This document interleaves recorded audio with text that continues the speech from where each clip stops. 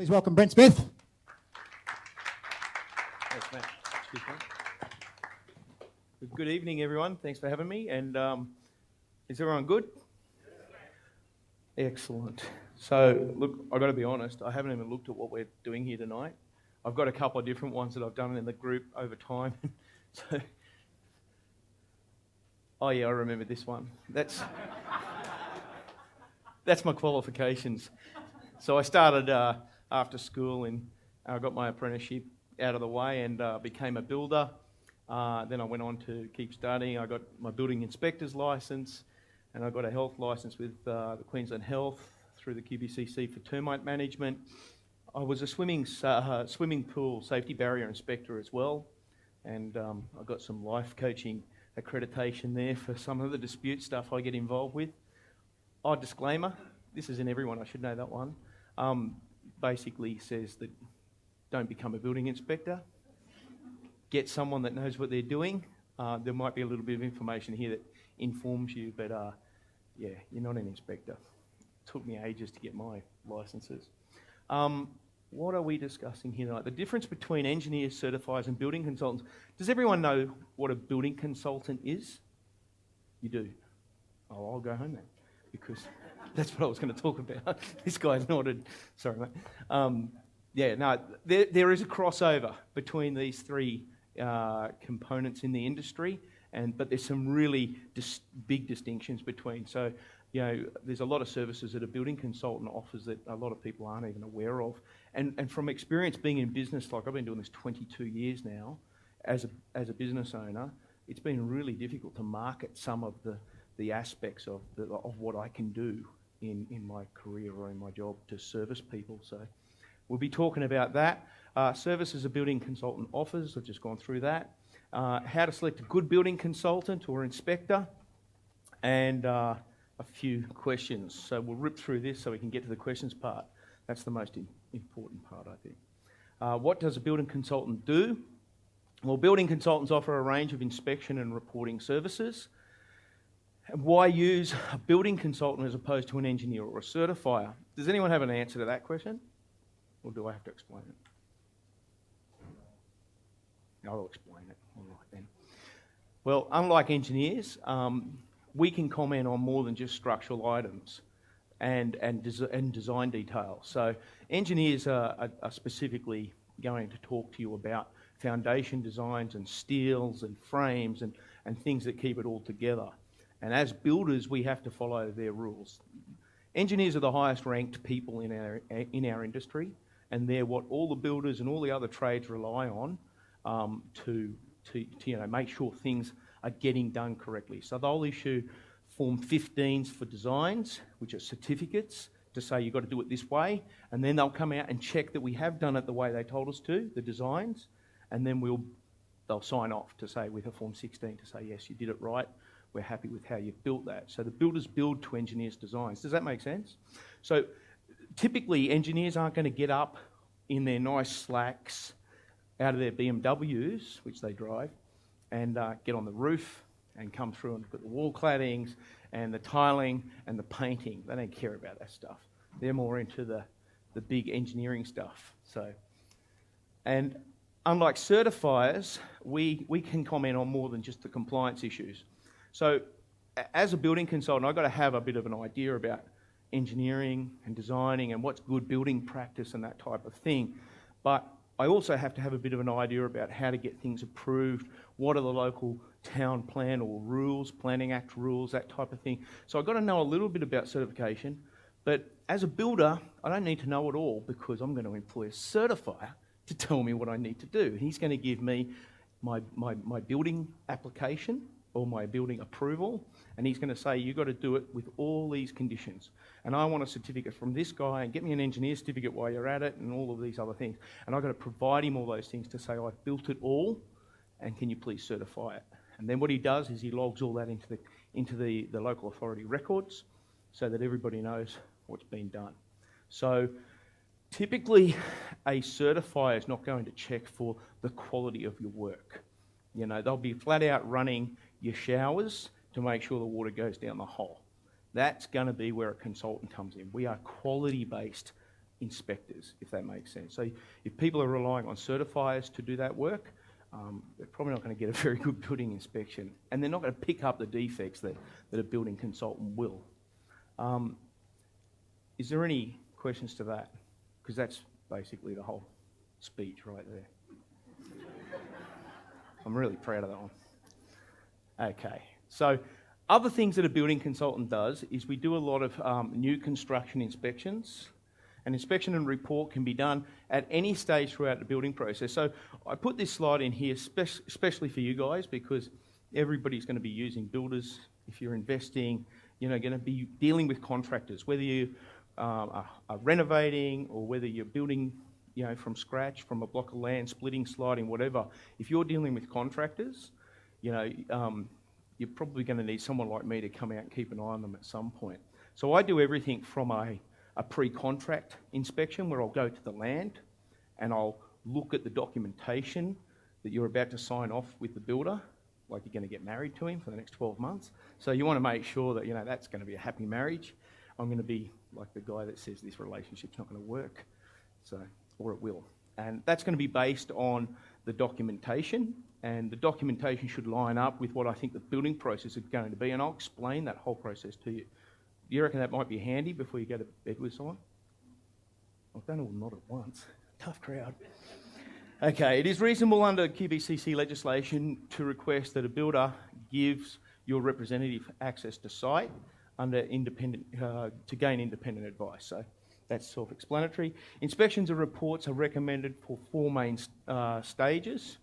The pre-contract, as I just went and explained. The frame inspection, the quality of your frame represents the quality of the outcome. So if your frames are like this, I'll guarantee your walls will be like that when the builder's finished. And there's so many things we see builders miss. As simple as how to screw the windows in the holes properly. They don't do it right. So there's a whole thing. Does everyone remember the storm at the Gap? And it blew the whole part of that gap in that valley away. And one thing that came of that is all the windows got sucked out of the houses through that section. And they did this big investigation going, well, why did all the windows end up across the street? And what they figured is if you just put a couple of little brad nails at the corners of the windows, when these big particular storms come, they just suck the windows out because the nails aren't strong enough. So they introduced new laws, and they did these presentations at the QBCC nights and what have you. They had this fat guy from QBCC jump on this window in a frame, and it collapsed, and that one wasn't installed properly. This is how you install. And all you got to do is simply put packers between the window frame and the frame, and nail through the packer, and that increases the shear force of the nail. God, you guys are all looking at me like, what the hell is this going on? That's the sort of stuff we're looking for. And it's so simple, but it really does represent good quality and good building practice and all those things. So that's what your frame inspection's all about. I've seen broken trusses across 6-metre spans, loaded with tile weight, and nobody's seen it. And they're about to sheet the whole building. So I'll go in typically when the roof is on and loaded, and all the temporary bracing's taken down, and all the rough ends are done, like your electrical installations, pipes, air conditioning, all that stuff. And I'll check out to make sure before they cover it all up that it's been done properly. Cool? Not backwards, forwards. Practical completion or handover inspection. So if everything's running smoothly, I say let the builder be, let him get on with his job. He's a professional, he knows what he's doing. And unless you know as you're checking him on the weekends and you're driving past that he's building you the wrong house or something, there's probably no need to call me. We go in at the end, and this whole inspection is about practical completion. So there's a whole government legislation on what practical completion represents. It's usually written in your building contract, but essentially the part that is most important is where you have minor defects or omissions, incomplete items, that will not unreasonably affect occupation. So my role at the handover stage is to go in there and make sure that the builder has achieved that it's occupiable and it's safely occupiable. So I've had all sorts of situations in regards to practical completion, and I do them like 3 times a week. You know, I'll do 500 of these a year. And essentially, what we don't want is the builder prematurely invoicing. There's a whole part of the legislation, the QBCC legislation, that says the builder can't invoice until that stage has been achieved. So a building consultant, and this is what tonight's chat is all about, is a person that you can go to and go, Brand, is the builder issuing these invoices too soon? I feel like he's not ready. And that's where I'll come out and say, look, he probably has, or no, he's within his rights, entitlements to do it, and then I'll refer to a piece of legislation like this to say that's why. So it's not just I'm making up as I go along, or I don't like the colour they put on the wall. There's actually a reference to a standard, an act, or a legislation on that stuff. Is there any questions? Please yell out if anyone's got any. I saw you go for no scratch, Nelly. Okay. Just going back, we also do in point 4 here, new home warranties and inspections. So this is when the building's complete, and essentially, you know, you're worried about its deterioration. Is it falling apart? Is it got cracks forming in it? Is it leaking water? And all these types of things. So once again, there's a whole legislation around, you know, what makes up a defect. And we have 2 specific defect types. They used to call them type 1 and type 2. Now they call them structural and non-structural. So non-structural defects are for things within the first 12 months that go wrong. So it's items where you've got subsidence to a building and minor cracking. The builder has to come back and fix that. Or anything that's not functioning as it should have, or hasn't met a reasonable standard of finish. The builder would have to come back and finish that. Okay? Wear and tear doesn't count. Yes? Question?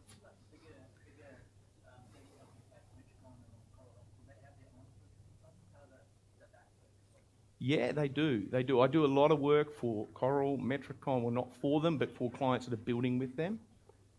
Okay, so the question was, go for it. Save me.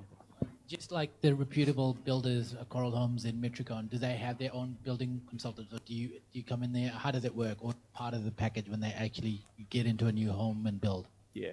So big reputable builders like that, they do generally have their own quality assurance people. And I like the way they operate, Metricon and Coral. By the time I'm being called in to give independent advice, those guys have usually been through it, and there's very little that I'm going to find. 9 times out of 10. Sometimes they're a bit lax. It depends which area, because a lot of those businesses are based on geographical locations. And so with the smaller builder, they think they know quality assurance. They think they know the standards to obtain, but if anyone, who here's built before with a builder? Yeah. And have they reached the standards and the quality they should have? No. Sometimes they just don't. They think they'd have, and they think they're entitled to invoice. Now, I'm not here to beat up on builders or bag builders, because there's a heap of good builders. I'm talking about, you know, keeping the quality of the product you guys are trying to create up to the standard that we want to see within the industry. And I take a very educational approach with the builders. I'm not there to beat them up and tell them they're crap at their jobs and they should go and find another occupation. I'm there to explain to them what they've done wrong and how they could do it better, and better systems and processes. And more often than not, I end up working for the builder as well. They will call me because I put reasonability to the whole thing. So it's not just beating up on builders. So I just want to make that clear. Great question though. So there's a lot to new home new home warranty inspections. There's the second part of it, which we call the structural component. In the QBCC legislation, there's 6 years and 6 months after practical completion, where the building is covered by the QBCC. Now that's a real open-ended thing to say, covered by the QBCC. Has anyone dealt with the QBCC? I am here to beat up on them. No, I'm joking. But they're hard work from my experience. But 6 years and 6 months for specific things that fall within the legislation, or their work, what they call their rectification of works policy. So it must fall within one of those 4 categories, and they are a structural movement other than subsidence in the initial period, water ingress, or anything affecting the health and safety of those occupying a building, or anything that's not functioning as it was intended to. So, and that's a very broad thing too. So we have to apply a lot of reasonability to that. And as a building consultant, that's what you pay for, that advice and that knowledge. So we've been through the practical completion, handover inspections, and reports ultimately advise the client if building work is non-defective and completed to a point so that the owner can pay the builder, settling the contract to resume possession of the property. That's that. Another thing that building consultants do is, I personally deal a fair bit in the court system, QCAT. So sometimes things don't work out and there are arguments. What we want to do is create a clear scope of works. So essentially, what is the argument about? So that if it gets litigated, if it ends up in court, there's a specific report that can be relied on as evidence. And sometimes I even have to go in and give that evidence personally, orally. So this service falls into the category of it, like the shit's hit the fan, and we've got lawyers involved and things like that. Generally, I'll be taking the instructions from a lawyer, and he'll be giving me the brief because he'll be wanting to litigate it or run that case a certain way. What I'm having a lot of success with at the moment, I don't know whether it's just COVID, but I think at one point there people were starting to really tighten up with their money and they didn't want to get involved in costly litigation. And so they were relying on my services to come out there, write reports that were completely independent. And as a court-recognised expert, I have to remain like non-advocating, completely impartial. And the point of that is that I can then put a report together that can be put in front of both parties that are arguing and say, well, this is what I'm going to say to a judge. Because what a judge or a member in the QCAT system is going to look at is they don't know building stuff. They don't know the technicalities of things. They rely on us to explain it to them, and then they'll accept that evidence. So that's what expert services are about, but I'm having a lot of success at the moment. I'm talking to lawyers all the time where they want to get to the conciliation table. They want to get to mediation, and they want my report as a factual piece of evidence that they can say, well, look, this is what the rules say, this is what this bloke's saying, and this is probably how we should sort the whole thing out. Does that all make sense? Is there any questions on that? Can't believe it. I must be doing a fantastic job. So non-advocation is the key as an expert.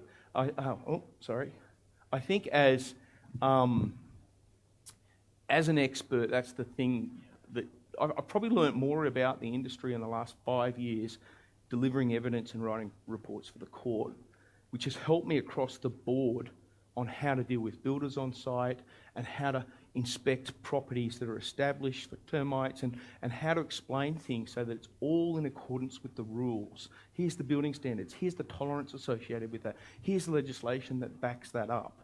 So as a building consultant, that's what we're trying to do. We're trying to just present facts. We're not actually here to say, oh, you should buy this or you shouldn't buy it or the builder's good or the builder's bad. We're just here to give evidence that you people can rely on. So it's about really informative and accurate information. That's what it's about. And we got to appear in court sometimes too, which is never fun. Building and pest inspections. This is where I started my career as an inspector, doing pre-purchase building and pest inspections. So essentially, if you're buying a house, or even if you're selling, a lot of people are using my reports because they're impartial, because they're just evidence on a table. People can look through it and they can rely on that information impartially. So independently licensed and insured to provide that advice, and all reports once again need to be done in relation to an Australian standard. And there's a standard for the building inspection and there's a standard for the pest inspection. Finish, I reckon I've got there. Accuracy reports generated on the day of the inspection, so that's what I do. Selecting an inspector, can I just run through this quickly? Yep. Oh, going back. Okay, so a couple of questions to ask an inspector if you're trying to choose someone that's not me. Of course, you're all going to come to me, yeah. But if you don't, you could go and ask them if they're a court-recognised expert. As I said, that's given me a lot of knowledge in my career to really assist the situation as opposed to make it quite often more arguments are created. Are you correctly licensed and insured? Very, very important question to ask any contractor that you're working with here in Queensland. If you're employing a painter, they should be licensed. And the painter shouldn't do foundation work. They should do painting. Just making sure everybody sticks to their licence classes. I've experienced a lot of that as well. Do you carry professional indemnity insurance? If you're giving advice, you have to have licence, and the only way they'll let you keep those licences is if you pay indemnity insurance. So it's a protection for if the advice is incorrect, you're protected.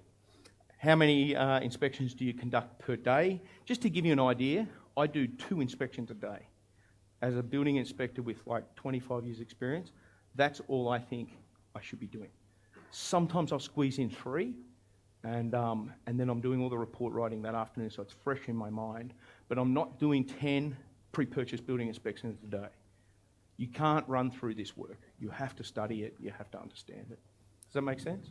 And I just want to go into some pictures, because everyone loves pictures. The reason we do pest inspections, this is a girder truss, like it's a main truss. You'll see there's 2 of them. It's double girder truss. And you need a pest inspector to get in the roof and check those girder trusses out, because if they're eaten by termites, you've got big problems. So we don't want that. And I'm done. Awesome. Thanks, Brent. Round of applause. So, any quick questions for Brent before he goes? Yep, quick question from Gus. Go for it. Hang on, I'll give you a mic. Hang on. G'day, mate. Thanks for that. With your new inspections, do you do unit blocks and townhouses as well? Absolutely. And it's the same sort of procedure? Yeah, 100%. It's all like residential unit blocks. It's all residential. Yeah, the tolerances, the standards will apply.